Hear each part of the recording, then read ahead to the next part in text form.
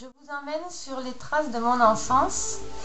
Et pour commencer, ce sera à Toulouse, donc dans le quartier du Mirail, globalement. Donc ça, c'est mon école primaire dans laquelle j'étais en CM1, CM2, que j'ai retrouvée quasiment à l'identique. Elle a vraiment pas changé. C'était un vrai plaisir de la retrouver. Le devant de l'école, avec à droite, on voit la fenêtre et les rideaux bleus toujours de ma classe de CM1. La boulangerie, où vous devinez que nous allions acheter les bonbons, notamment, accessoirement le pain. Le petit casino où nous faisions les petites courses, des fois on chipait quelques petits trucs. Hiver 84, une belle rancho devant une maison enneigée, quasiment neuve. Et là, été 2009, la même. Donc voilà, ça s'appelait l'impasse Arsène-Vernemoz, c'était ma rue donc en 84-85. Et ça a un petit peu rétréci au lavage, ça fait un peu bizarre cette impression mais c'est nous qui grandissons. Hein, mais... Là, donc, pour ceux qui connaissent un peu Toulouse, c'est le lac de Rennery, c'est engoncé au milieu du quartier du Mirail, donc au milieu des bars bétonnées et grises, mais c'était notre petit havre de paix où nous allions promener le chien, on s'amusait beaucoup avec mon frère et ma soeur. C'était pas tout près de nos maisons en fait. Je me rends compte qu'on faisait beaucoup de chemin à pied ou en vélo ou en patin à roulette. On aimait beaucoup cet endroit-là. Ma seconde maison, là, c'est l'arrière de la maison qu'on voit plus très bien. Le petit chemin, c'est un petit raccourci qui me permettait d'aller de cette maison, donc on vient de voir, à l'Intermarché qui se trouvait là, qui est toujours là, mais qui maintenant est un Paris Store, pour acheter des chinoiseries.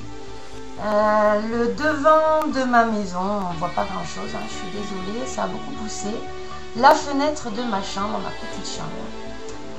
La suivante, c'est été 85, donc c'était une maison neuve, donc là on est en train de faire le jardin, enfin nous regardons beaucoup avec ma soeur.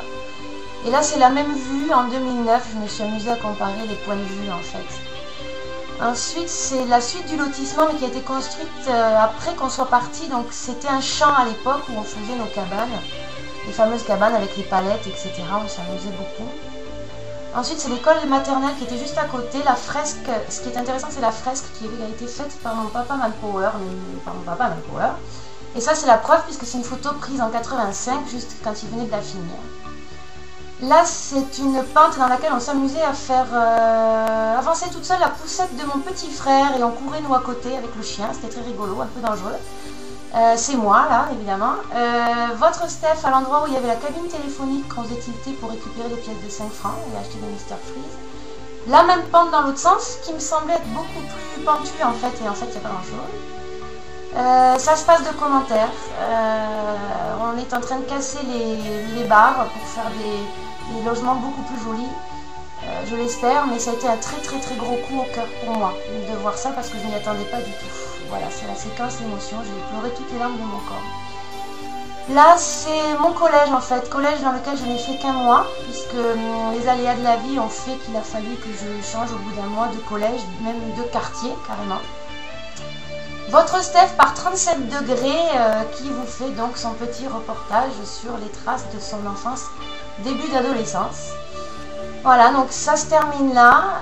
La suite au prochain épisode, ce sera à Foix et ce sera certainement un petit peu plus long. Voilà.